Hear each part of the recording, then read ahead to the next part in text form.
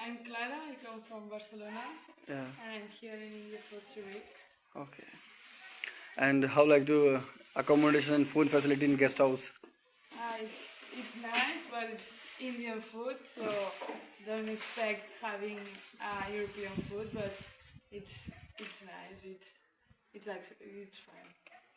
And you recommend you future volunteers to come here and elephant project with?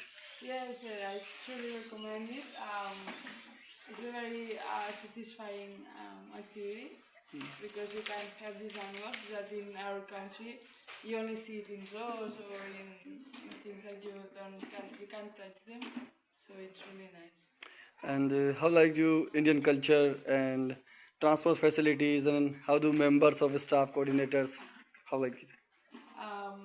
Well, we have a tuk-tuk. We go everywhere we buy tuk-tuk, so it's fine.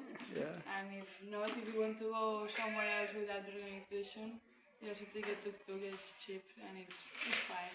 It's really nice. Okay, thank you. You're welcome.